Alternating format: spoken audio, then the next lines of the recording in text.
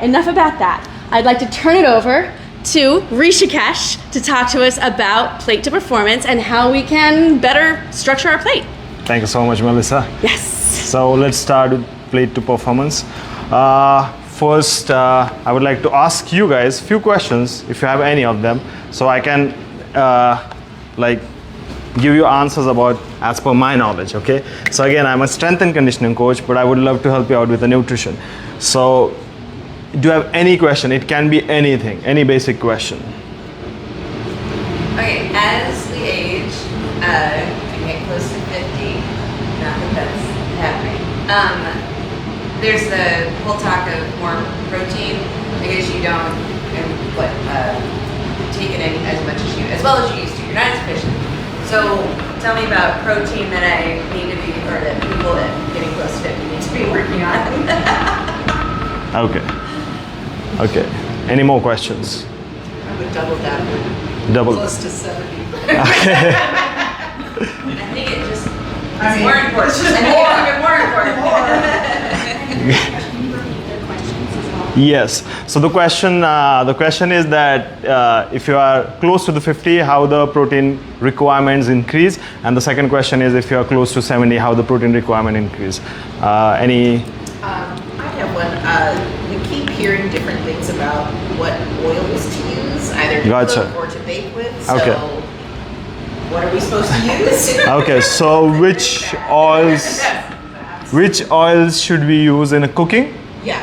Well, different things. So there's some that I've heard are like it was big 20 years ago, start using olive oil, but now it's like, oh, well, if you're getting too high of a temperature, not that one, so use avocado. Well, wait, not that one, use grapeseed. And I'm like, gotcha. Okay, what are we doing?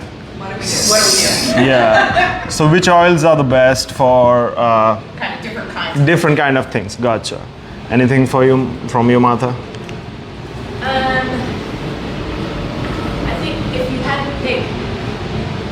Just a couple, like 2 or 3 things to focus on. Mm-hmm. 2 to 3 things to focus on. Yeah. I'll say the most important. Yeah, right? Most important. Like if you're not focused on nutrition at all, where do you start? Gotcha. Okay. That's a good one. Okay. So first, I'm going to answer throughout the lecture. If you get the answers throughout the lecture, good. But I'm still going to address all of these questions at the end of the lecture. Okay. So first, we're going to start what is nutrition? Why is it important that we should focus on our nutrition? Because as all of you, I believe you are doing some kind of exercises, weight training throughout the week, right? But nutrition is the other side of a story. Like if you see that the holistic approach of the health, the one part is exercise, other part is nutrition. The exercise does the half part, the nutrition does the another. Of course, there is a recovery included, but today we're gonna just focus on these two, right? What we do in a gym, we are not building muscle over here. That's the number one concept that you have to keep that in your mind. You're building, whatever you're building, whatever your goals, you're achieving in the other 23 hours what you're doing at home. That's the number one thing. Over here, we break down the muscle. Yes, we break down the muscle. We don't build the muscle over here. We build the muscle when we have good amount of nutrition and we have good amount of rest. So that's why the nutrition is important. Okay, now I'm going to talk about the macronutrients and the micronutrients. The macros, we have heard about it, the protein, the carbohydrates and the fat. They're called macros because we need them in the larger quantities. That's why those are called macros. Okay, and the micros, those are very small amount, like trace elements, vitamins, minerals, right? Those are very small amount. So they are called micronutrients. So first I'm going to talk about the macronutrients. Now let's talk about the infamous carbohydrates. So the first macro,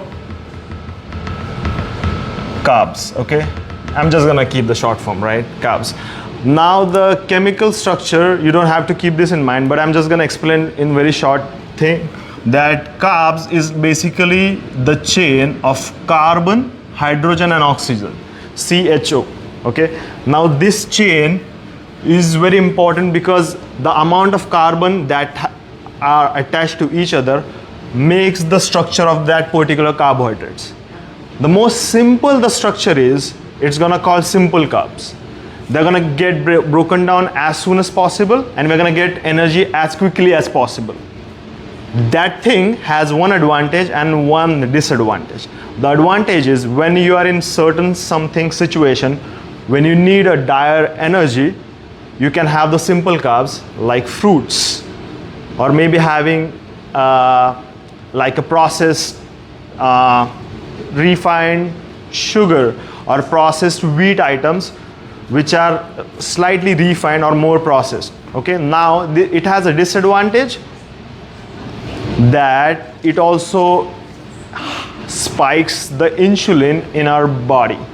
Now when there is a higher amount of insulin, what happens? Insulin is a hormone which is based predominantly anabolic. Okay, anabolic, which means adding. So anabolic means adding. Now it can add anything. Okay, it can add anything.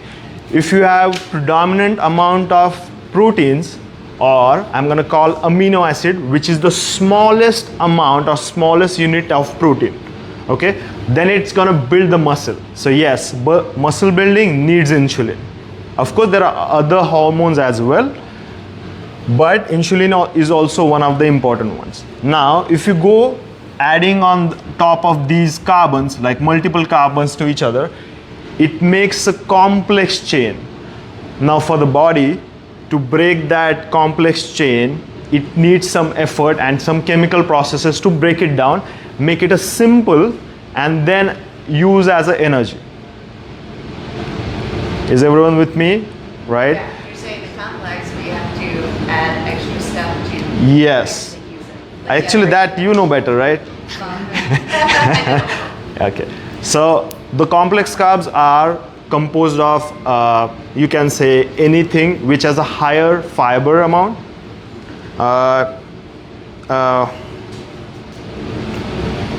especially the whole grains, legumes, vegetables, or anything which is slightly less processed, I will say, or unprocessed, which has the higher amount of complex carbohydrates. Now when we eat the complex carbohydrates, what happens? In our gut, it takes more amount of chemical reaction to break down that particular carbohydrate into, I'm now gonna call that simple carbohydrate as a glucose. Because glucose is one of the easiest sugars in our body which gets processed. Okay, the another one is the fructose. These two have one of the simple kind of carbohydrates. Now why carbs matter? Because it's the predominant source of energy in our body. But there is a slightly contradiction in terms of female physiology. Sometimes in the monthly cycle, menstrual cycle, women use more proteins and fats in comparison to the carbohydrates. I'm going to come this part at the end of that. How you can optimize the same amount of meals, same amount of snacks that you're having to boost your performance. Now what are the smart choices of carbohydrates? So if your goal is to focus on the holistic overall approach of having a good health, keeping your internal environment healthy, which means all the internal organs healthy, then always choose complex carbohydrates. Just switch a simple things like having a white bread. Instead of having a white bread, go for the multigrain bread. If you're having a white tortilla, use a wheat tortilla, because it has a slightly higher amount of fiber which lowers down the insulin response in our body. Any questions? Cool. Okay.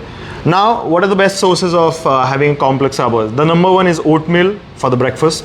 You can have rice. White rice is slightly towards the simple carbohydrates, but if you add a high amount of protein into it on a side, like a whole grains, legumes, then the same white rice becomes slightly more towards the complex carbohydrate, because it's a complete meal. It's not just carbs, protein and fat.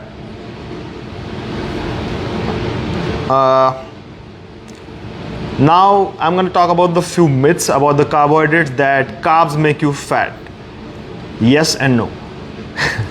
As I said, if the carbohydrate is a simple carbohydrate, it will spike the insulin hike, and that insulin hike will convert whatever available substrate, which means available nutrient, okay, in simple terms, whichever available nutrient, push it towards the fat, and predominant storage of fat will be around our belly because of that higher insulin response.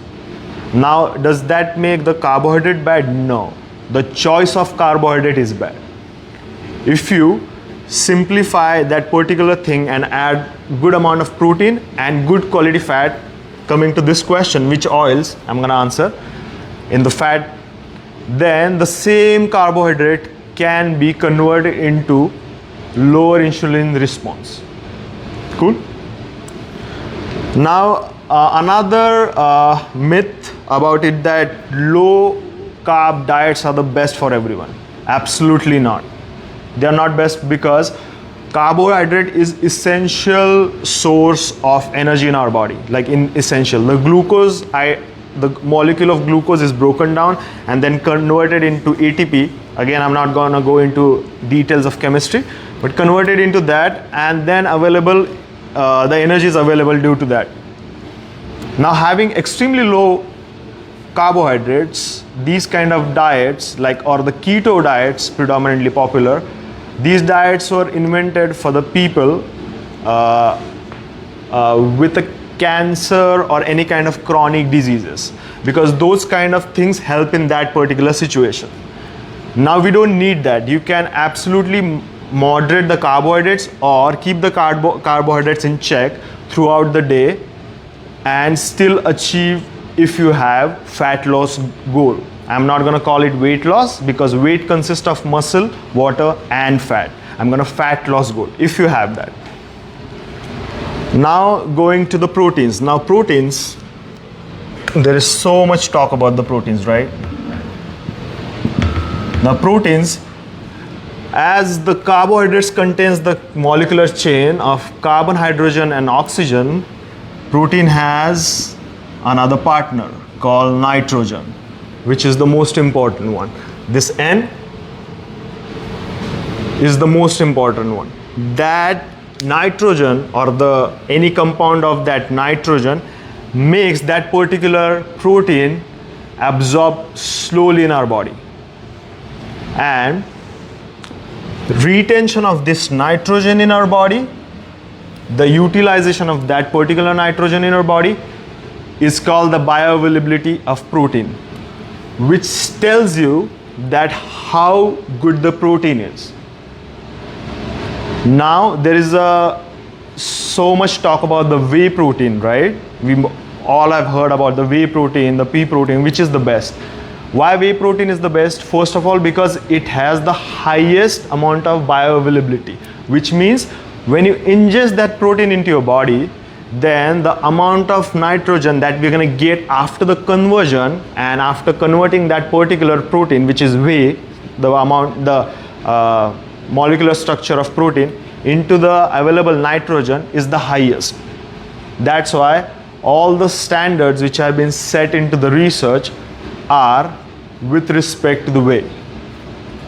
First, I believe in early 90s or maybe 2000, early 2000s, maybe 2000, 2005, it was used to be egg. Egg used to be as a bioavailable protein as 100. But then whey surpassed their bioavailability. So now we access the whey protein. But there is another disadvantage of having whey. That whey gets absorbed too fast. So if we don't have the absorption capacity in our body, then the remaining whey gets wasted. Yes. So does this mean that, because I know that like postmenopausal women tend to absorb protein less than men, and less than we used to, does that mean that we should be looking at other forms of protein supplements post-menopause, or is it about timing? What are your thoughts? Oh, so the question, I'm just going to repeat the question. The question is that post-menopausal women, since they absorb less amount of protein, do we have to look for the other options, or do we have to look for other timings, like different timings? So the question is, it's not about just the absorption, it's about the quantity of protein. instead of having 25 to 30, now I'm going to talk in the metric system because all research in the metrics. So guys, just, yes. Yeah. Yes. So, yeah, so the question is 25 to 30 grams of protein in every meal. Honestly, I think it's slightly too much. And as Deborah, you also mentioned, right? It's slightly too much. Yes, in practice it's too much. On paper it's fine, but in practice it's too much, especially for the postmenopausal women. So instead of having 25 to 30 grams of protein, split that into half. And try to split as many times throughout the day. That's one of the most important strategies for the protein. Instead of having 25 to 30 grams, because the whey protein's absorption depends on, now it depends on genetics. There are multiple factors. Genetics, the age of the person, what are the chronic conditions, if there is anything like thyroid or PCOD or PCOS is considered, then the absorption differs a lot. So I'll say split the sweet spot of absorption. You should be keeping between 12 to 20 grams. Okay, I'm just giving you the range because your gut also needs an understanding how this protein gonna get ingested within me and how my body is gonna adapt.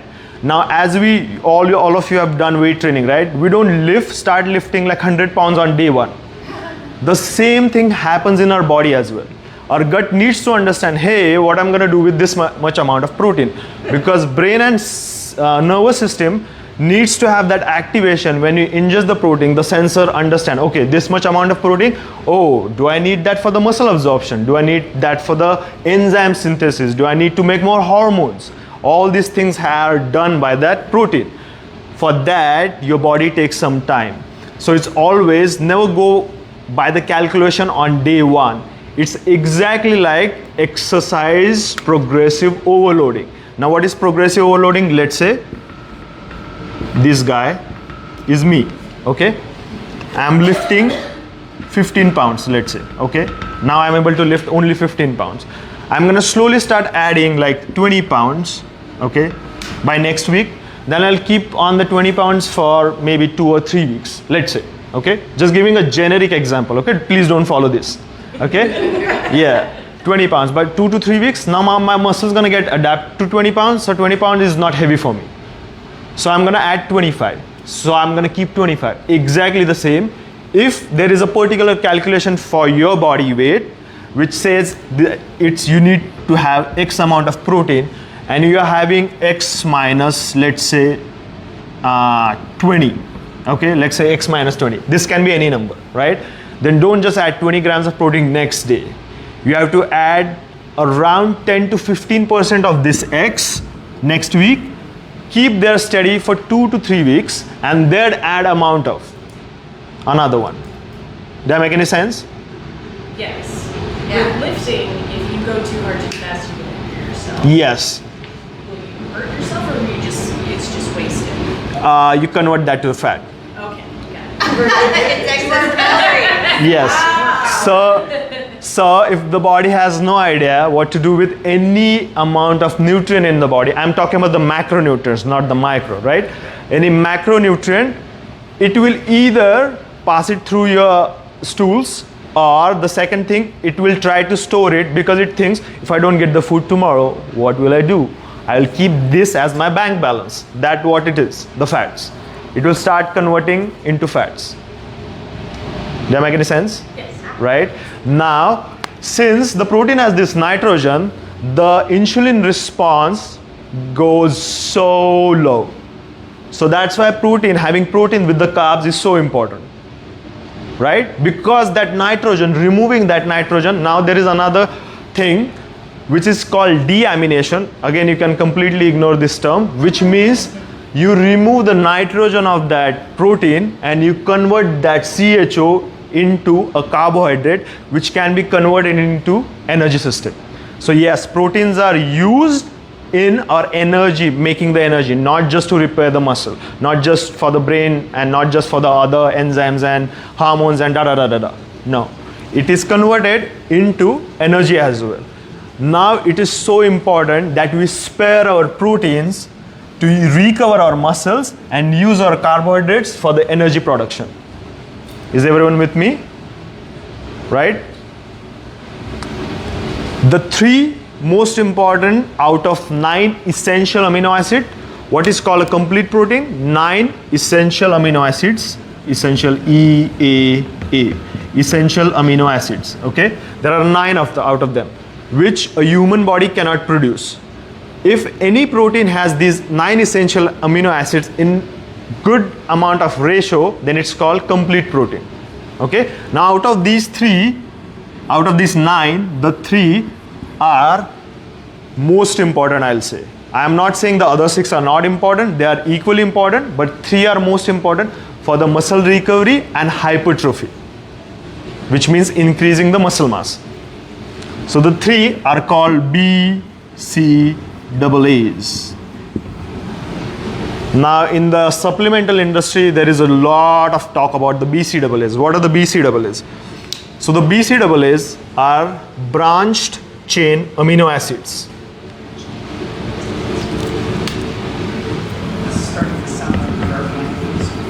Yes, unfortunately. That's all right.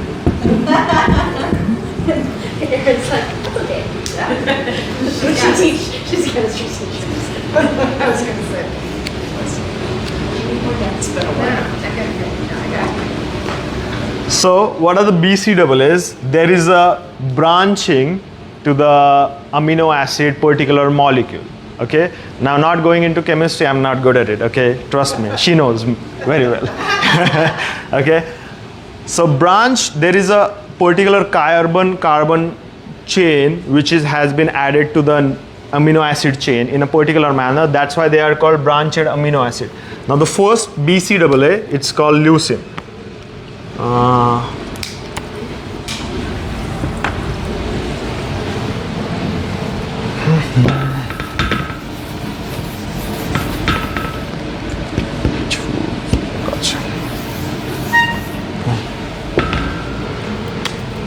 Carry forward to this. The first BCAA is called leucine. Okay, this is the most important among all those 3 BCAAs, because this dictates how much muscle protein synthesis, which is like building that muscle, is in our body. Now these 3 BCAAs are used for energy production as well. Okay, so we use, while you're working out over here for an hour, you're using the BCAAs as well along with the carbohydrates. So sparing these 3 BCAAs, like this amount of BCAAs, and most of them, the leucine is the most important part. Okay, the second one is isoleucine, you can completely ignore this again, and third one is valine. Okay, now how you can keep the sparage of these 3 when you're working out? By just adding a meal or a simple snack at least, I'll say 30 minutes before your workout. 30 minutes, at least 30 minutes. Now that snack should contain, that doesn't has to be a big amount, that can be very small amount, which won't feel you upset while working out. Because let's say if you are doing any cardiovascular activity, any jumpings, any plyometrics, any weight training, heavy lifting, just a running. If you feel uncomfortable while doing that, if the food starts coming up, it doesn't feel good, right? So the amount has to be determined by you.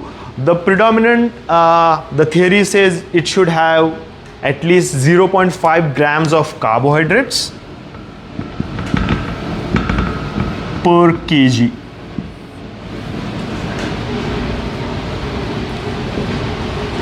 Per kilogram. Again, this is in kilograms. 1 kilogram is 2.2 pounds.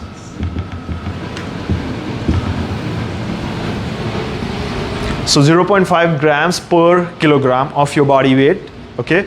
And it should have at least 8 to 15 grams of protein. You don't need a body weight for this, of protein. Does the protein matter based on your weight or just? Now just keeping it, because it's just 30 minutes before, right? So 30 minutes, if you are having 30 minutes before, then this is the one. If you're gonna have 2 hours before, you can add this to 1 gram, and then this can go up to 25 grams. Again, how you feel based on that, because this much 25 grams of protein, 25 grams of not food, 25 grams of protein, which means you need to change your portion sizes accordingly as well. So this is the generic. I got one question in the jar saying that should we have protein before workout or after? So having protein before workout or after doesn't matter that much. Having the throughout the distribution of protein throughout the day matters most.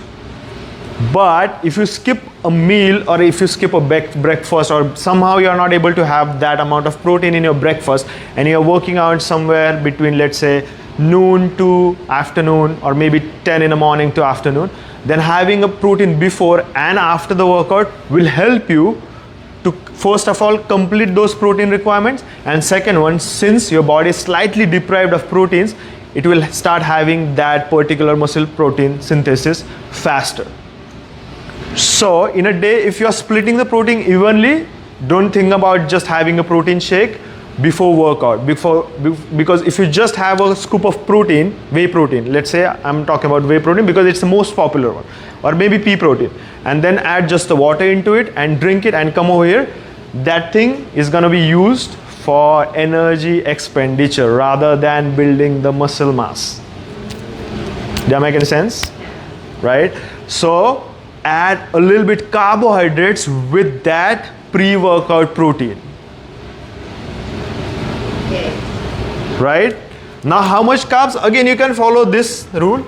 You can have a banana and then drink. You can have just half a banana or maybe 2-3 add almonds, which will give you carbohydrates, proteins and multiple vitamins, minerals, like a whole food, right? Again, I'm talking if you're not allergic to that, right? If you're allergic, please don't have it.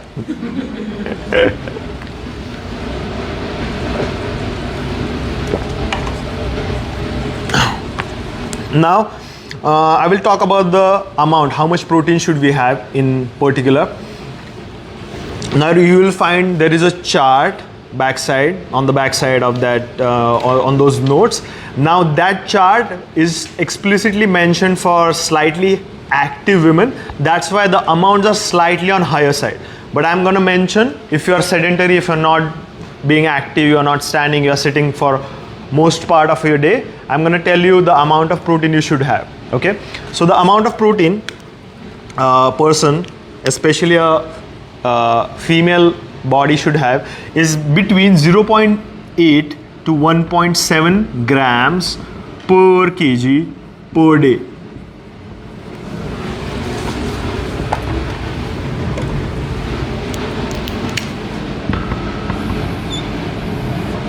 This is the protein.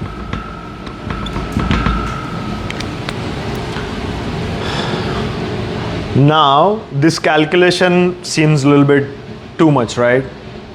So I'll say keep that calculation, but I will say on generic terms you should have between 3 to 5 meals, including meals, snacks, but I'm going to call everything as a meal, just as if you eat anything, I'm just calling it as a meal, just making it easy, okay? 3 to 5 meals in a day, which should consist 10 to 20 grams of protein each meal.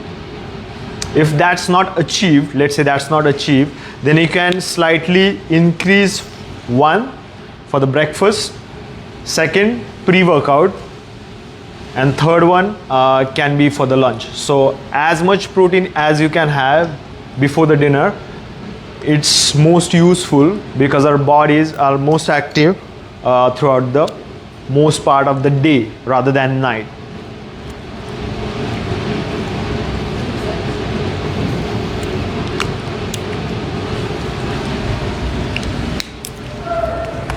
Okay.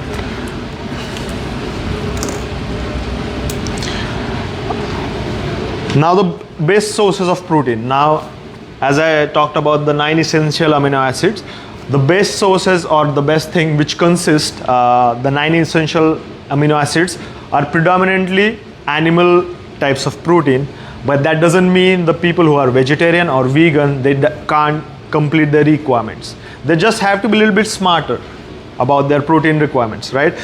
So animal based, you can have chicken breast, lean beef, eggs, yogurts, approximately 3 ounces of that particular portion size will have around 20 to 28 grams of protein. 3 ounces. So you can add according to your requirement. You can just check the portion size. If it's a plant-based, I will say always mixing that particular beans or lentils, mixing them and having them multiple lentils or bean at the same time will complete your protein, a particular 9 essential amino acids, because in terms of lentils or legumes, they have 1 or 2 of them are sometimes missing, or they are on slightly lower quantity. So if you mix and match them, then it makes a complete protein if you are a vegetarian. Or even if you are not vegetarian, you should, I always recommend having protein from the different amount of sources, helps maximizing the absorption. Because everyone is talking about how much quantity you are eating, but no one is talking, predominantly in the industry, how much is getting absorbed. Because if you are eating but it's not getting absorbed, it's almost as equal as we are just wasting the protein in our body. Or either it's getting converted into fats, which is making us heavier. So Not the way we want to be heavier. yes, and that way we don't want to be heavier. So lentils, tofu, edamame, nuts also has good amount of protein, slightly less than lentils and legumes, but again, if you mix and match, add some almonds, walnuts, cashews, pistachios, hazelnuts, mix and match them again and have them as a snack, again it's a good quality protein. Again, it will give you the fats and vitamins as well. So always having nuts or having whole foods, not the grocery store, right? Having the predominant whole food will give you most amount of nutrients in your body. How much protein a usually plant-based diet contains? Usually 12 to 20 grams or up to 22. But how we can make it maximize the same amount of nitrogen or the quality of protein by sprouting the simple lentil. Now the sprouting the simple lentil will increase the quality of protein, which means the predominant structure of that nitrogen or that protein or amino acid in that particular lentil, and second one, the amount of protein. Now how to sprout a simple lentil? Just soak the simple lentil for 8 to 12 hours. You can do at night, and then put it out in the darker area for around 24 to 48 hours. It will start having those sprouts in darker areas. That sprouting, even though the sprout is super small, not the big sprouts that we have in ramen, the small sprout will start absorbing, because this air consists 70% of nitrogen. And it gets absorbed into that particular lentil, and you will have a note on the back side of the strategy is one of there that it will increase, the sprouting will increase the amount of protein by approximately, is it 33%? Not able to remember. 23, my bad, 23%, 23, not 33. It increases what, 23%? The amount of protein in that particular lentil by 23%. And the available nitrogen, which is like the most important for our body, which is called bioavailability, by almost close to 23%. It varies depending on which lentil, but it goes from 17% till 23%, which is not bad at all. Yes. Okay, so we know we need to, that soaking lentils helps with digestion already. Yes. So some of us are like soaking for an hour. You're suggesting soaking for 8 to 12 hours and then put it in a dark place. Dark place. For 24 hours. Yeah. How does the sprouting affect the flavor? It changes the flavor a little bit. A little bit, not a lot. Tastes more green? Yes, a little bit green. Set room temperatures? Yes, yes. So that's Yeah. Not the So, fridge. But it's not the okay. fridge. It's the same. Because what is sprouting means? Sprouting means we are just It's like growing. growing a plant. Yes, exactly. We are making a plant. Yes, that's why the greens are so important, that now the greens are having so much importance and so much limelight right now in the nutritional world. because that's just a plant, nothing different. That's not a science, it's just we are making the plant. But why plants are so important? Because the sprouts are basically the roots, and the tree runs predominantly on nitrogen. Trees like we absorb the oxygen, predominantly trees absorb nitrogen and they run on nitrogen. So it's the easiest method to increase the protein quality. And another thing, yeah, go ahead. It's more practical. So usually when you get lentils, you make something with lentils, you boil them to soften them. I'm Yeah. assuming the overnight soak does that, so that you don't Yes. need to like cook them again. Now you can have them again. Yeah, go ahead. No, that was gonna be my question. Yes. And also kind of like when you're leaving them in a cold, dark place, you're just leaving it in a bowl, like without the water. Without the water, leaving, yeah, just take out of the water, just drain the water, Just and set them on the counter. yes, set them on the counter. And if the bowl is porous, it will faster the process. It's porous, like Yeah. Like a collar. Like a Yeah. colander. Yes. And then how long are they good for after that process is done? Once they are sprouted, you can keep them in the fridge up to 10 days. They don't get. Make sure they're not getting wet again, but they shouldn't be dried as well, because if you keep them open, they're gonna get dried.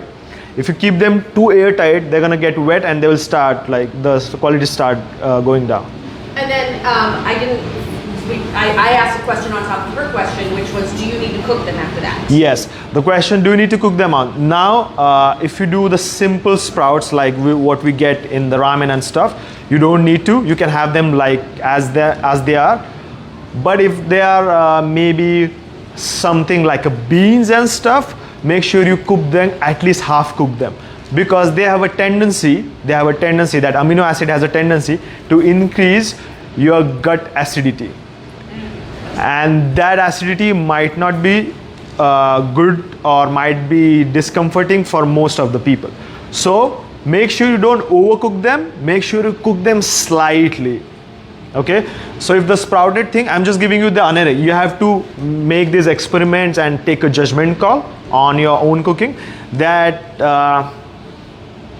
if the 3 ounces, like this much, maybe a small bowl of sprouts, you just need 4 minutes of cooking. Maybe steam them, that's it. And then add your salads to it. You can make that as a base of your salad, which will give you carbs, complex carbs, a lot of fiber and protein. Yes. So if you are focusing on the vegetarian or the vegan people, about the protein doesn't has to be the animal products. You can get them through the vegetarian diet as well. It just, you have to be smarter about what you do. Instead of having just lentils and legumes, just sprout them. It's a one extra added step, but you can do that for a week and then keep having the portion throughout the week, like a meal prep. It's the same as that. You do the meal prep. Is everyone with me? So the 12 approximately the 3 ounces of the lentil will have around from 12. Now depend on which kind of legume you're having. 12 to 18 or 20, maximum 20 grams of protein per 3 ounces will increase around 20% on top of that, which will make around 24 grams. So 12 grams will become almost close to 15 grams and 20 grams will go to till 23 grams. Does that make any sense? Yes. I don't know if you've already said this. Is the lentil a complete protein, or does it need to be paired with? Paired with another different types of protein. There are different types of lentils, different types of lentils. Mix them together. Oh, cool. You can do 1:1:1:1 proportion. Yes. So is it correct that of all of the legumes or lentils, soybeans are the only essential one with not all 9 essential fatty acids or Amino acids? amino acids? Not with or with? Well, I was taught that soybeans actually have all 9 essential. Yes, all of the lentils have 9. Okay, all of the lentils predominantly have 9, but the amount of those 9 will vary a lot. And the few amino acids we need more, like the BCAAs, we need them a lot because they can be spared for the energy, something like that. So soybean is a good one, predominantly good for the female body, not as good for the male body because it promotes the estrogen. Yes. So soybean, again, since all of us excluding me are women over here, female bodies. Yes, soybean is good, but then there are processed soybeans that might not have the same amount of protein. You have to be careful about that. Tofu is a good, but again, which kind of tofu you prefer, that will dictate the quality of protein, the availability of protein. But tofu is the simplest to digest. That's the best advantage of having tofu. It's very light to get absorbed, because certainly proteins have a slightly, that nitrogen makes it harder to break it down in our stomach, which makes it harder for our body to work. Okay? This concept called thermic effect of food, TEF. Okay? Again, not gonna go into the details of food. Yes, that how much energy our body has to put to break down that food and then make the energy available. Okay, so protein has slightly higher, so that's why sprouting, slightly cooking, even like another thing, that having a marination like lemon or vinegar and salt breaks down. I eat chicken, so I will talk about chicken. Breaks down those fibers and make that protein slightly easy to digest. Slightly, not a lot, okay? Not like extremely, a little bit. But having marination for around 30 minutes to 2 hours helps that for our gut, make it easy. Now another few myths I'm going to talk about the protein. That any questions about the protein? Everybody doing okay? Does anybody need a break? Change where you're sitting, bathroom, anything? Yeah, we can take a break. Good? We don't need to, I just don't offer. You okay, Erin? Oh, I'm good. Oh, cool. I was just thinking about all the ways that we can do different things, but you do not need to know those. This is Okay, gotcha. No. weird teacher stuff, so we're good. Gotcha. No, I got a question on your face, so I'm like, are you asking? I was waiting that. Cool. Yes. Okay, so I'm going to talk about the few myths about the protein, that too much protein is bad for the kidneys. Again, that's a myth. No, it's not. The protein is not harming your kidneys. There are other things, unless someone has any chronic or any specific condition, kidney problem, yes, then make sure you go to your doctor, double check with them, go to your registered dietitian, check with them, and then have protein. But if the person is healthy, not having any chronic symptoms and any diseases, then it's absolutely good to have protein. Just having an excess protein, let's say if I'm, okay, again this is an example, let's say I'm having 100 grams of protein, right?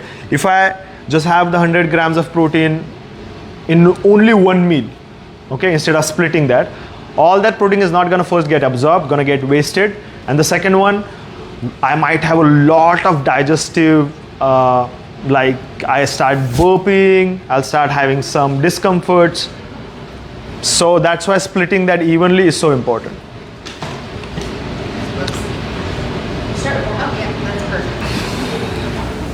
Yes. Oh, yes. Well, no, you got it on your paper. Oh, no, it's fine. It's fine. So read it. Yeah, that's true. Okay, but I need more paper. Now guys, if you need to take 5 minutes because you have been sitting for close to an hour, please feel free to. You sure? Let's call it. Sure. Go ahead. 5-minute break. 5-minute break. You want to tell this to the camera? Guys, 5-minute breaks. We'll be back in 5 minutes. Stay tuned for the new ads. After these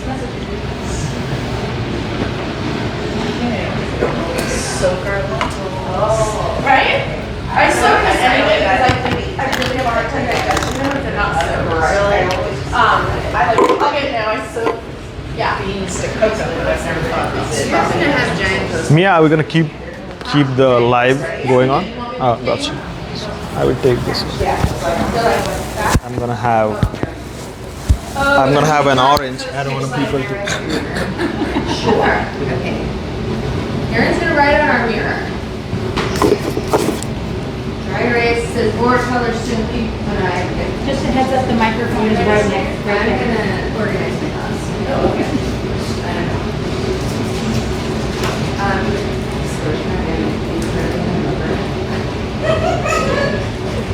That fundraising event was last night, and I just figured.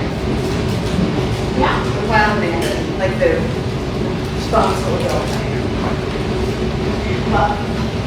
Your napkin freeze. She has a smiley face on her napkin, you guys.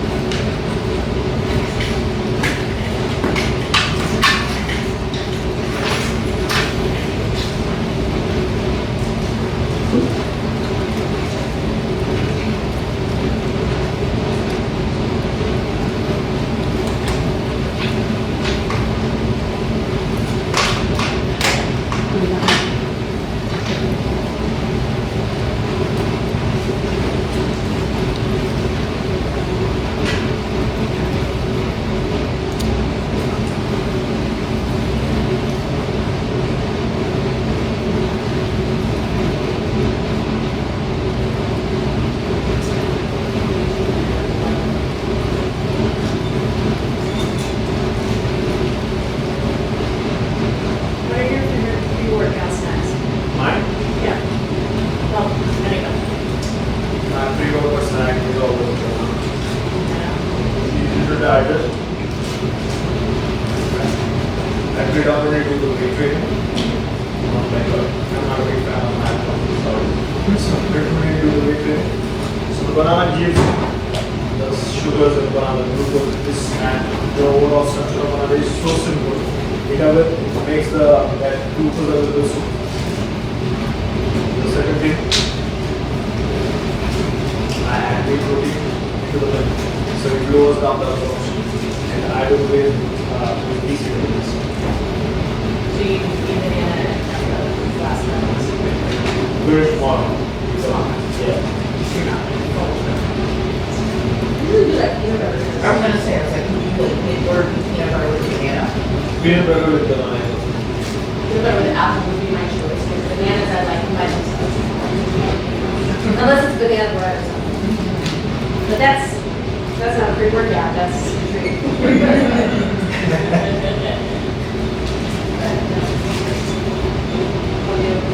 What do you think of the peanut butter toast option? Peanut butter toast is good, but the amount of protein that peanut butter has, and the availability of that protein is slightly hard because peanut has raw fats. Yeah, peanut butter isn't protein or fat source. If you were trying calories, right? It could be in one bucket. It doesn't have to be in one bucket, but if you're trying to put it, like if you're trying to organize your plate high in protein, peanut butter isn't the choice for us. High in protein. Avocado toast, probably is the best. Yeah. But, you know, if that's not your goal is, you know, calories before workout. Throwing it up. Yeah, that's what Gotta like I yeah. know. So here, what I will tell you, what I did just this week, so I did a slice of toast, like an egg. I prefer it over hard. Right. With half an avocado, and then I put just a tiny bit of honey on, and then what is it? Very good, everything on the label. Oh, yes. Seasoning, or choose your seasoning of choice. I was like, oh my god, this is so good. Why didn't I do it before? That's my breakfast usually. Yeah, that was like. Ready, guys? Yes. Alright, we're coming back, Aaron.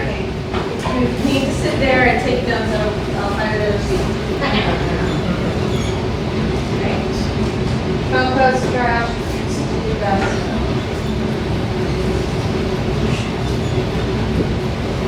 Yeah, we're gonna have you here for 2 hours. We gotta have snacks. And we probably will go the full 2 hours. Last time we ran out of time because people had a lot of questions. And also we started a couple minutes late. People kind of did their best on a Saturday. Extra time. We put it sooner. That's my turn.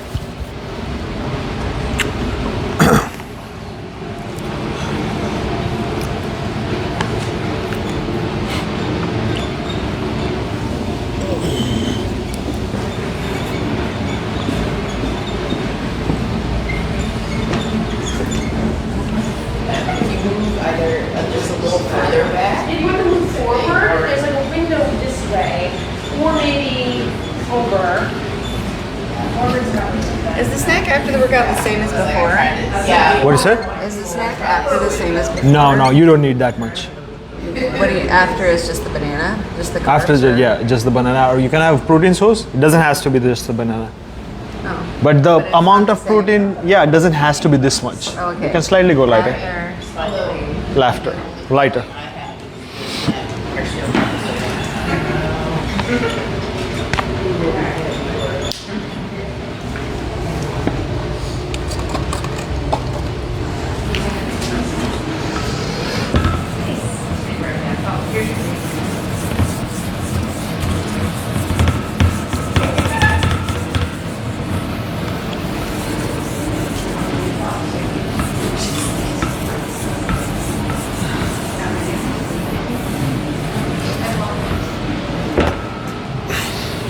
Okay, now there's going to be another chart on, I think, last page. I'm going to mention few things about that because predominantly we are focused on the women, right? The female physiology, right? How much protein, how much carbs you need, because it's not the same. Mia, just double checking. We are live, right? Yeah, cool. Sorry. Before we start, I want to just double check. Yeah. So predominantly, if let's say the menstrual cycle is 28 days, let's say, okay, it can vary from 24 to 38 days, right? But I'm just gonna tell you the theoretical numbers, and I will tell you the concept that you can split for yourself. Then if the day one to out of 28 days, day 1 to day 14 is, if that's, we count as a predominantly follicular phase, and the day 15 till day 28 we call it as a luteal phase, right? Then what happens between when there is a follicular phase, the body is utilizing more. Yeah, go ahead. Day 1 is the first day of your period, or day Yes. Yes, day 1 is the first day of the period. Yes, it's actually day 0. Yeah. Okay, but I'm just keeping it easy because 29 days will be slightly off. Okay, so day 1 to day 14, your body starts utilizing more carbohydrates and slightly less amino acids. Now I'm talking amino acids because that's one of the smallest or one of the units of the protein. Okay, and for the carbohydrates it's glucose, okay, or sugar. So your body starts more carb utilization, or in technical term more carb oxidization. Again, you can completely skip that part, and it starts slightly lowering down that carb utilization in luteal phase. So when you're having those first 14 days, try to have more carbohydrates and slightly less proteins, because your body has been transferred to that particular utilization of energy or the muscle recovery. And in the luteal phase, it will start going higher into protein oxidation or amino acid oxidation. So prioritize lysine rich amino acid. Now lysine is another, not the BCAAs, another essential amino acid among all those 9. Again, you don't have to understand these things. If you're just focusing on your completing those 9 essential amino acids through the complete protein, you are fine. Okay, so approximately of your total calories, 45 to 60% of your total calories should be from the carbs in the follicular phase. It's already in the chart, so you don't have to write it out, just look at it. And when it's a luteal phase, it's 36 to 40%.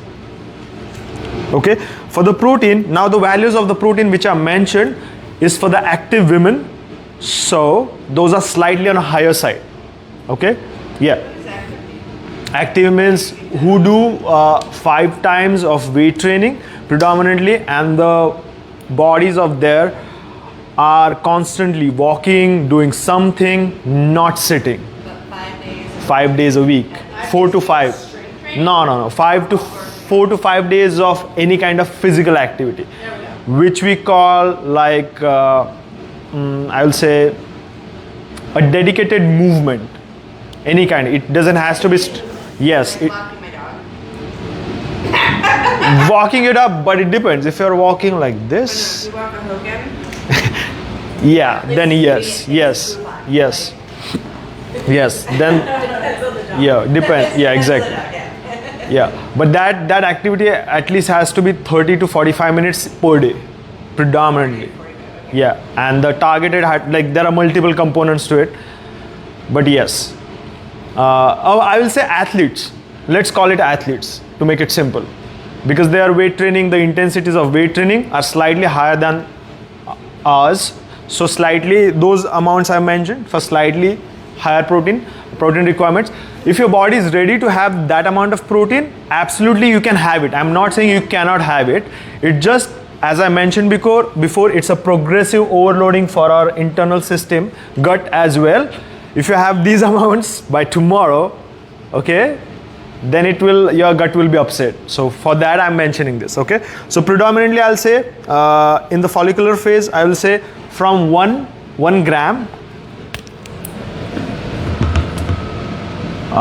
to 1.2 grams or 1.3. You can go 1.3 grams per kg per day. Again, this is very important, because if you just have this amount once in a week, that's not enough.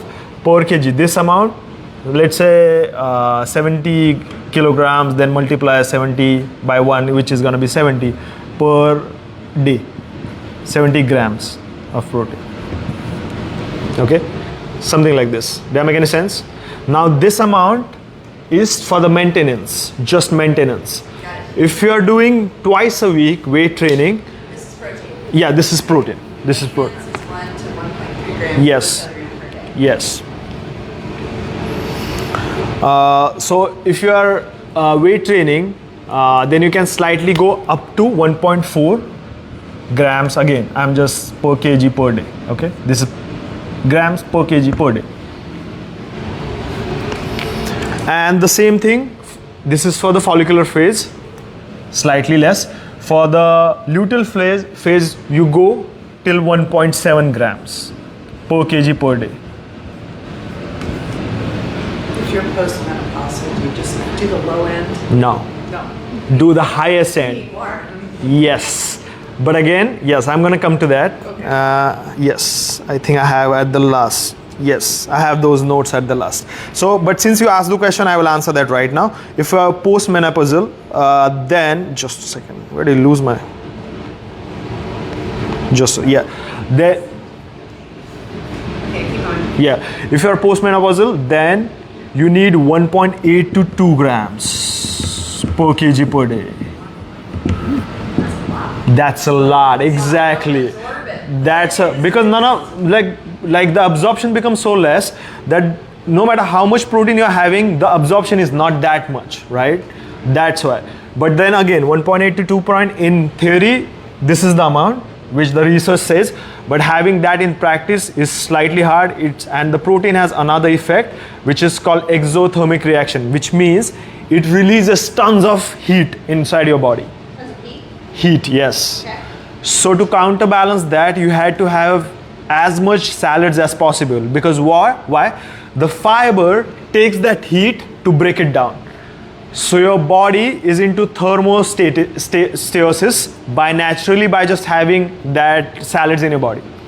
Salad. Yes, and not just having water, I'm calling fluids, because having just water can be fatal. Yes, having excess water can be fatal. Too much of anything. Yes, you have to have more electrolytes, so that's why I'm gonna call is as fluids. So if you're gonna start having more amount of protein, you need to have more fluids. It can be milk. Milk also has almost close to 90% is water. You can have milk, you can have coconut water, you can have juices. I'm not big fan of, because you get a high insulin spike. So juices I'm not big fan of. If you are gonna have juices, add the whole fruit, and then whatever comes, that drink, that's Smoothie. more like a smoothie. Yeah, because that particular fruit, now if you look at the orange, I won't say banana, because these are genetically modified bananas many years ago, not going over there. Yes, I will say orange. You see, when you peel off the orange, there are the single threads. Those threads you are supposed to eat. because those are the fibers, insoluble fibers, which slows down the sugar spike. We clean it so nice. We clean it everything. We throw that out and eat the. I know, right? Yes, but exactly. You want us to eat the white part of the orange too. Yes, Strings. yes.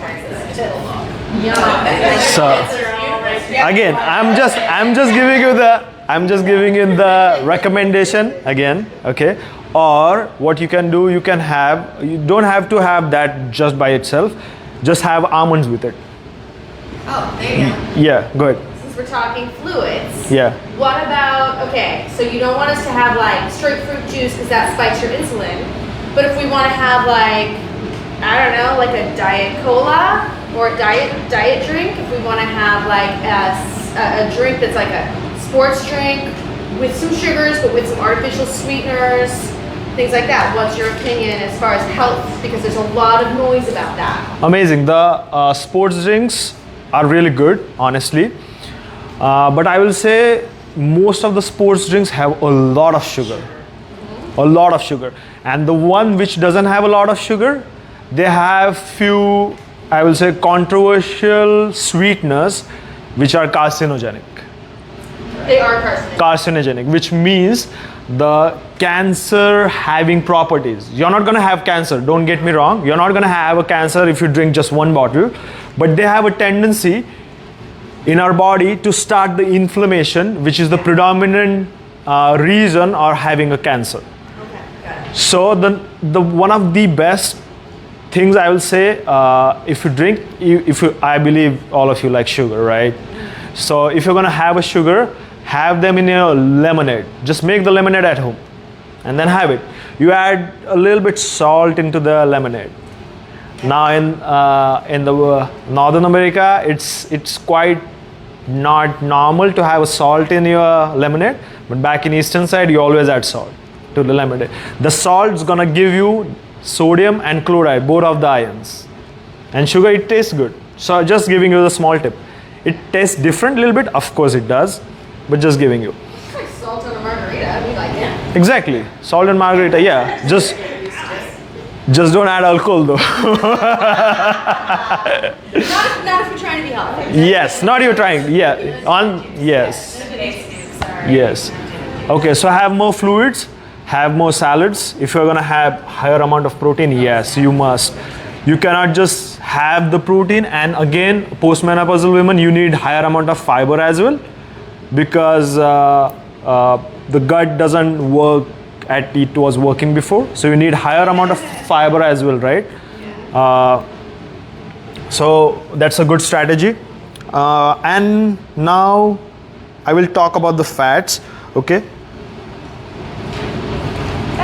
Yeah. So now fats, the infamous fats. Okay. Yeah. Now. Avocados for days. Amazing. I love avocados.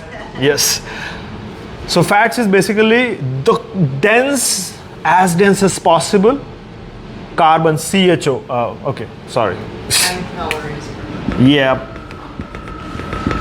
Since you said that, I was gonna skip that calculation, but I'm gonna mention now. Okay, as dense as possible. I'm gonna get these 5 arrows for that chain. That's gonna be the fat. Okay, not exactly like a carbs. The structure is completely different, but I'm just simplifying it. Because it is 3 of the long chains of C's. Yes. And then you have the stuff on the end. Yes. Which determines which one affects. That's why the smallest unit is called tri, which means 3 glycerides. I believe this has you guys have noted this down, right? I can wipe. Yes, triglycerides. Okay. Again, not going into chemistry. Okay, but this triglyceride, it has 3 those carbon, as Erin mentioned. Now what happens? These bonds are so strong because there are multiple double bonds. Okay, not going over there. Multiple bonds which are hard to break down and make that particular energy available. But when you are in luteal phase, yes, you use more fats just for the submaximal exercise. Now I'm talking this particular sentence from the research paper, but I'm going to explain what submaximal particular exercise, which means 65% to 80% of your lifting capacity in simple terms. Does that make any sense? So let's say if you're able to lift 100 pounds, if you lift in your weight training session in the embodied strength 65 to 80 pounds, then that's called a submaximal exercise or intensity. Okay, on that particular day, your body in particular luteal phase is burning more fats than the carbohydrates, which is like a glycogen, muscle glycogen. Okay, so you need that fat. I'm just talking about the energy. There are multiple things about the fats. The lipids make the transporters, they're like a carriers, like they carry from one place to another place. They reach into the cells, they open up the cells. Those are called lipoproteins. They make good insulation around our body. Fat supports the insulation when there is a winter, that's why the people with slightly having higher amount of body fat percentage don't feel that much cold as a extremely thin person will feel, because your organs are supported, and that's very important for our body. Another thing's fat keeps our brain sharp. Our brain doesn't have any muscle, trust me. It's predominantly made of fat. Another most important part is there are two types of vitamins. One is water soluble, another one is fat soluble. The fat soluble vitamins cannot get absorbed if there is not enough fat. So for They also go through the liver. yes. And you can't pee them out if you get too much. Yes. So, Repeat that. Yeah. That was cool. Yes. What you said? Can you repeat the same? fats, Yeah. fat-soluble vitamins are absorbed through the liver. Yeah. So when you get too many of them, there's Yeah. nowhere for them to go, and you get the toxicity. Yes. If it's water soluble, it goes through the kidney. Yes. It just goes right out. Yep. If you take too much of it, like a vitamin C, it doesn't matter. You just what you don't need. Yep. So the fat soluble vitamins are processed in the liver. So if you have too much, they make the liver toxicity. And the water soluble, that's why. And the water soluble, you can just have as many, but I'll say don't have it, because there are certain researches which shows the water soluble vitamin toxicity as well. Yeah. But you just flush them out through your pee. So fats are very important. You store them. So for that, the fats are important. Now there are I will say 4 types of fat predominantly. First one is monounsaturated. Second one is polyunsaturated. Third one is saturated. So mono and poly are I will draw a tree. What? A tree.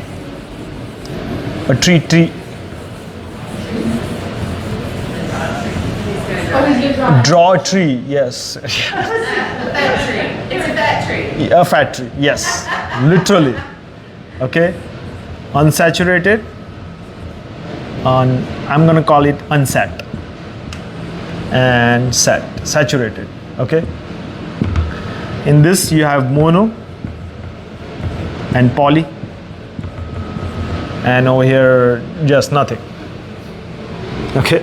And now there are another fats, types of fats which are called, these are not types, these are actually the chemical bonds called trans and cis.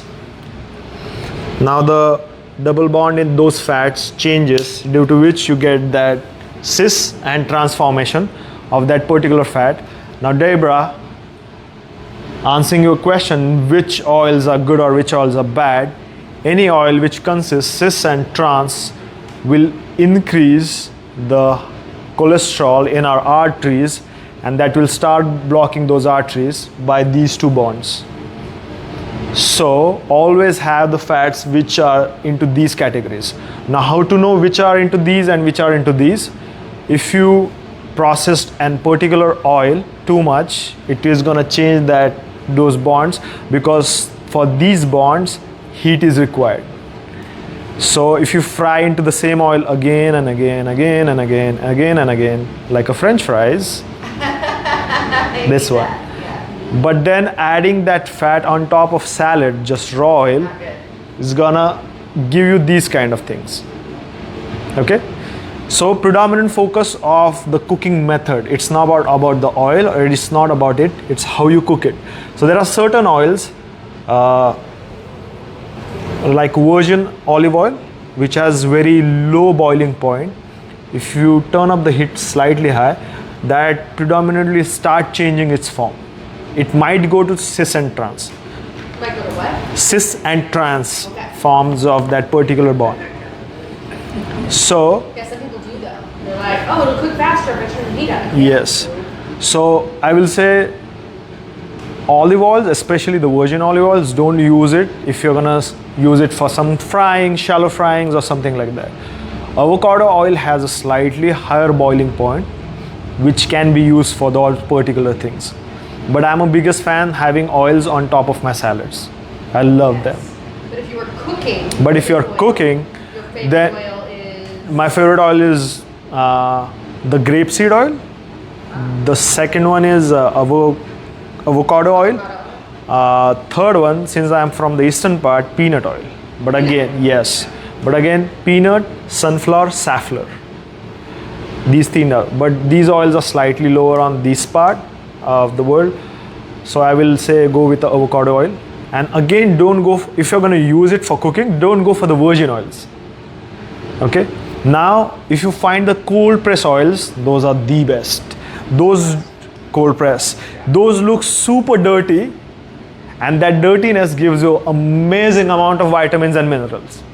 Probably flavor too. Yes, flavor, yes. A little bit flavor, not a lot. But yeah, but those doesn't look as nice as the regular ones. But those definitely help you, and then you know, most probably you might not need to take any supplements for your vitamins. Because you're completing, because the seeds, the structure of seed, any particular seed, the outside shell is covering predominantly made of some kind of hard dense fiber, and inside that there is a lot of fats, minerals, and a little bit proteins. That's how the predominant seeds are made. Predominantly, and not all, of course, predominantly. So whatever we're doing, we're squeezing those seeds and we're taking the oil out. So we should be having those vitamins. Which vitamins predominantly we found in the fats, which are predominantly fat soluble, A, D, E, K. Predominantly A, E, okay? Sometimes D as well, but A and E you predominantly found in that particular seeds. Cool? Now, as I mentioned before, there are two types of fats which are predominantly popular, omegas, right? Omega-3 and omega-6, right? Now, why do we need omega-3? Because it helps our brain, it detoxifies our brain a lot, it helps in many processes. There is a number of lists. But there is another thing which is important, omega-3 to omega-6 ratio. Predominantly, we have high amount of omega-6. Like those are for the nuts, right? Like omega-6s come from. Yes, yep. Seeds. The Western diet has too much sense, right? Yes. So one study, I'm not talking about all of the foods will have this, but one study showed that omega-6 to omega-3 to omega-6 ratio, 1 is to 1800. What do we need? 1 is to 1 to 1 is to 4. Which means one portion of omega-3, one portion of omega-6, or one portion of omega-3 to 4 portions of omega-6. That should be ideal. But one study found that predominant most popular diets in the Western North America consist of 1 is to 1800. Now this is only one study. Predominantly we found 1 is to 12 to 1 is to 18 or 20. Just let me check. 20. This is still a lot than what we need. Because what happens? The omega-6, the off ratio starts building up the inflammation on our joints.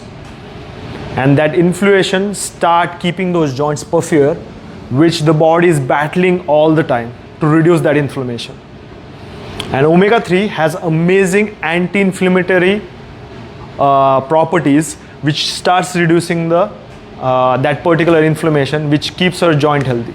because there is no resistance between the joint and the body, that they are not fighting each other, they should be with each other, right? So that's why we focus on omega-3. Now what are the predominant sources? Any kind of fish, yes, salmon, I don't remember, I'm bad with the names. Halibut. Yes, mackerels, tuna. These fish will predominantly find omega-3s, fatty fishes. Yeah, and the fish liver consists of omega-3. Okay, but if you are vegetarian, another amazing source is called flax seeds. Now flax seeds have the ratio. Hemp seeds also, but I'm just talking about the best one, right? Flax seeds have the ratio 4:1. The best one we can get if you're a vegetarian or vegan. That's why flax seeds are so good. Okay, walnuts has, hemp seeds has, almonds also have omega-3, but they will have slightly off. The walnuts has 1:4.2, which is close to this range, which can be tolerated. 4.2, this is 4.2, okay? Where are all the excess omega-6s coming from? Like, what's kind of the culprit of that? Seed oils. Yeah. All the seed oils predominantly have the omega-6 a lot. So That's why we take omega-3, but we don't take omega-6. yes, because we don't need omega-6. We have to balance out the omega-3 ratio. We have to keep it steady. That's why this is. I think what happened is the chickens, Yes. they're used to manufacture. Yes. So all the process. Everything, all of them. So we got out of that. Yeah. And the omega-3s, the oils started getting hydrolyzed, which means they push the hydrogen through it and slightly boil it. So from that seed you get maximum amount of oil. So that hydrogenation kills the omega-3 and keeps the omega-6. Even though it has it, it will kill omega-3 and keep the omega-6 a little bit safer. That's the issue. That's why I always prefer and I recommend that having those cold press oils, because there is no heat involved in that. Right, yeah, they don't have that extra process. That extra added process. All the things you learn about how bad our food system is. Post-World War II. No, it really was. I thought that it was just, for a long time, it's like, it's just that gross American cheese. Like, that was really the, no, it's everything. It's everything. Now, the next one we're gonna go to the micronutrients, right? Yes. Yeah, of course. It says the 8 in bone health. How do fats help bone health? Which one? Bone health. Fats. How fats helps bone health? By absorbing vitamin D. Absorbing what? Vitamin D.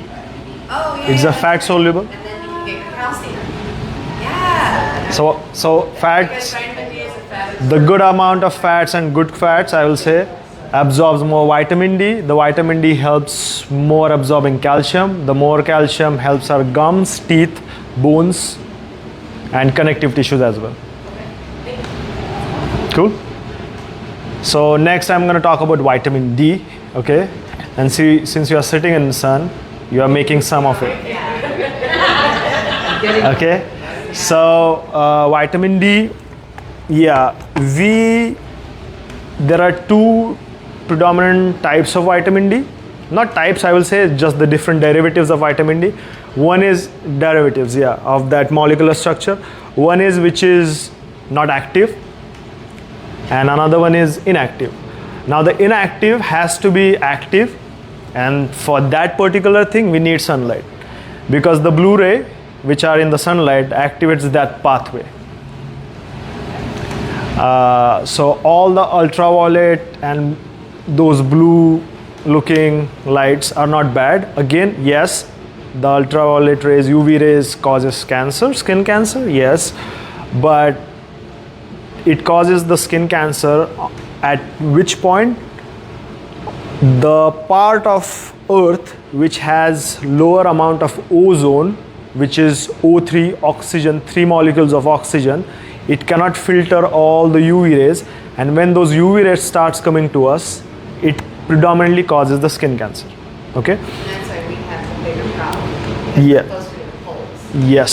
It's the rotation of the earth that pulls the other three down into the Down. equator. So Yep. So to activate the vitamin D, you need a sunlight, or you take the active form, which is D3. Which is what? D3. D3. Yeah.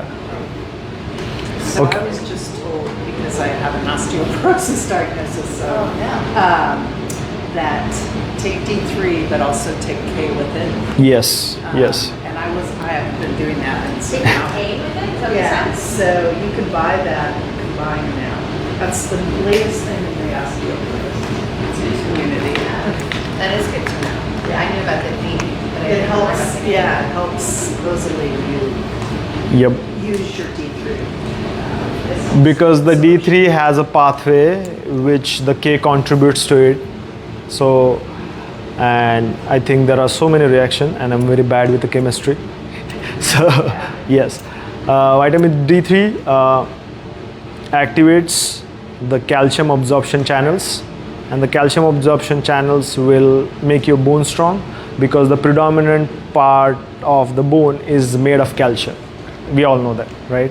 Now, in terms of practical practices like day-to-day practices, having daylight for, let's say, They told me to go outside with no sunglasses for 10 to 15 minutes in the morning. I was reading that. yes, so 15 to 30 minutes of sun exposure, 15 to 30 minutes of sun exposure can provide you 10,000 to 20,000 international units of vitamin D. And RDA, recommended dietary allowance, suggests you need 1,000 international units per day. My personal opinion, that's slightly on a lower side, predominantly for the women with osteoporosis. But again, yes, but again, I will say that check it with your doctor. I'm just mentioning the values which are mentioned by the RDA, okay? But again, it comes that if you cover your skin a lot, if you wear the jacket, if you wear everything, and then go outside, there is less exposure on your skin, so the absorption will not be that much. Now, in the winters, it's hard to roam around in the shorts, I know. Taking a lot for your eyes. No, they got some vitamin D due to the sun. Their bones become so strong. Yes, they're breaking everything down over there. Okay, so 15 to 30 minutes of exposure, I will say approximately, I will say at least half of your legs are not covered, and at least sleeveless tank tops or something like that will give you in between not 10,000 but close to the 3,000 to 8,000. It should help you out. So always, if you find sun like this, not too strong, not like a summer sun, then enjoy the sun bath. Okay? Yes. What about sunscreen? So sunscreens, when you put the sunscreen, it blocks the UV light.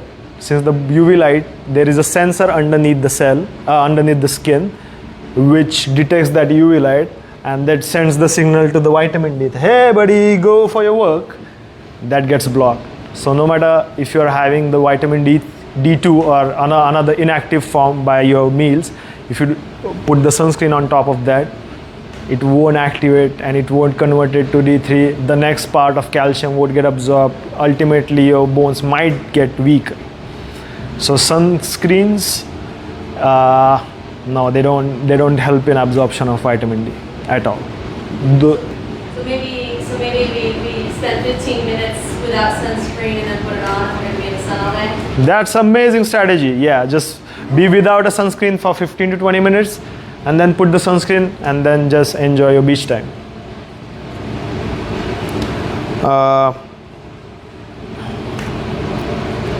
Another important is calcium, right?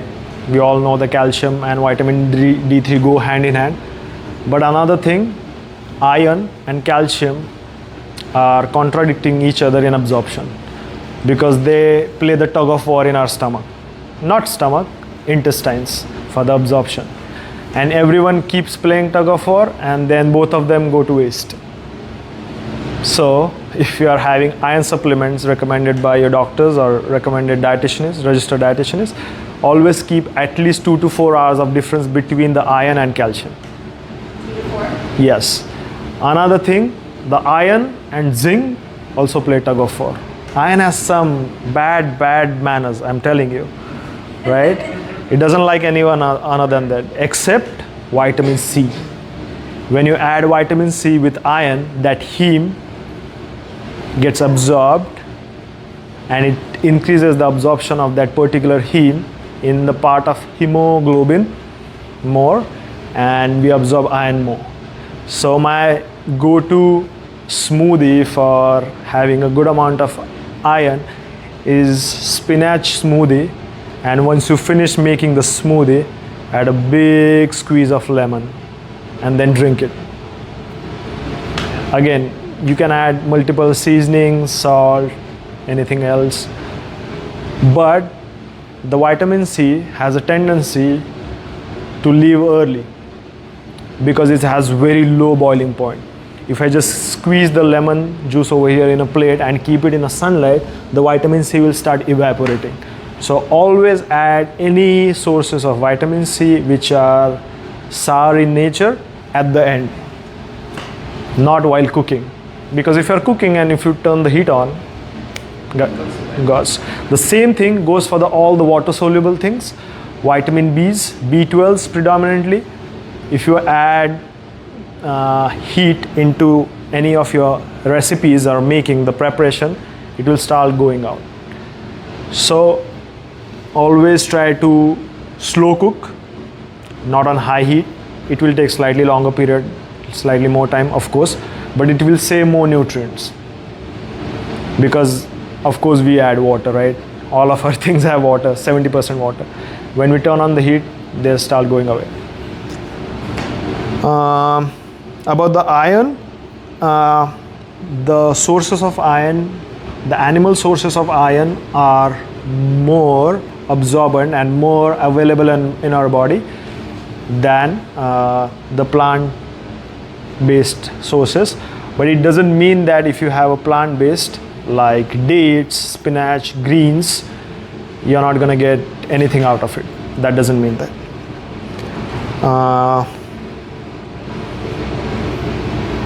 Vitamin D, yes. Now I'm gonna go to, I believe I answered these all questions, both of these. Erin, did I answer this question? This one, right? I answered this, and now the last part, 2 to 3 most important things. 2 to 3 most important things. Always have your meals spread out through the day, which includes the protein. Always have the what? Meals spread out through the day as much as possible through the proteins. The second one, I will say most important one, always substitute a particular recipe or the simple carbohydrates. Try to substitute it complex carbohydrates. If not, try to add more protein into it or good fats. Like if you like your white bread, no problem, add avocado slightly more amount quantity on top of it. If you're having avocado toast with an egg also itself has a good amount of fats, amazing. And then avocados, adding some tomatoes and then seasoning, this will slightly lower down that insulin spike, which will keep you away from the diabetes for a longer period. It will at least push it as long as possible in your whole lifespan. And the third, I will say, always understand, for women, always understand your menstrual cycle and distribute your macros, the same amount of macros. You don't need to eat extra. Same amount of macros, because proteins are carbohydrates. Both give you 4 grams of 4 kilocalories, and the fats gives you 9. So just change that ratio, which is on the last part in the notes, accordingly. 30 to 40% of total calories, or 45 to 60%. If I'm wrong, just correct me. Whatever that chart is mentioned, just change them accordingly. If you are postmenopausal, always focus on having more protein. Keep increasing protein week by week, like 1 to 2 weeks. It's not a journey of a 1 month, it's not a journey of 3 months, it's lifestyle, right? So keep adding that protein. Okay, ultimately you're gonna see and you're gonna understand your body better. You're gonna find that sweet spot, that this amount of protein is good for me. I'm started seeing the results. My DEXA scans, the baseline DEXA scan, the last one DEXA scan is different. So you'll start seeing the results. And the last one, always do strength training or weight training. Not part of the nutrition, but yes, most important, more necessary to women than men. The irony. When we're told to be skinny and small, we have to actually have some muscle. Yes, you need more muscle mass. So that's it. Any questions? You covered so much. Thank you. That's it. Thank you so much, guys. Okay, I'm gonna come up. Don't turn the camera off. You got us? Here, let's come over here. One last plug. Hey guys, thank you for joining us for Plate to Performance. This is going to be up on our Facebook page, then we'll put it on YouTube as well, so you can go back and watch it again and take more notes. And then if you haven't yet donated and you have the capacity to do so, the link is in the bio, and we have until the end of the day to hit 2,000. We just got like 50 more during the workshop, so I'll be coloring this in. Actually, it's Hrishikesh's favorite job to color in the thermometer. Thermometer is my job.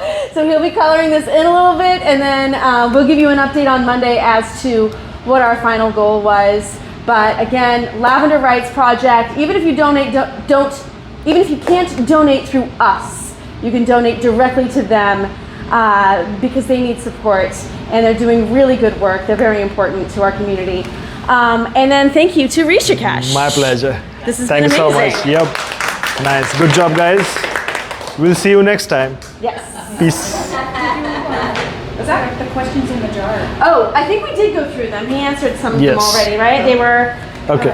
Yeah, I will still go through the questions.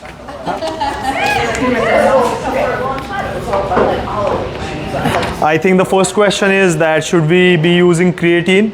Better to eat protein pre or post workout.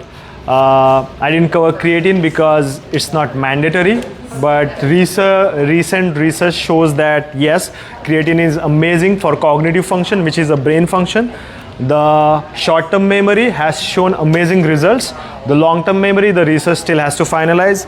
Pre-workout or post-workout protein, I've already answered this question. The next question is about cooking oils. cooking oils. Okay, I answered the cooking oil as well. And the last question is, my last in-body scan, I lost 7 pounds of fat and 4 pounds of muscle. What would you recommend to reduce muscle loss? Having more amount of protein. You need to calculate the macros and have to slowly keep adding the amount of protein into your body, into your meals, and maybe focusing on the timings of the nutrients, maybe having a pre-workout better, because it's, if you have a good amount of pre-workout or at the right time of the pre-workout, even if you don't have the post-workout, the body is not going to lose muscle mass, and that shows the research. So yes, these are the questions. Cool. Bye guys, we'll see you next time. Peace out.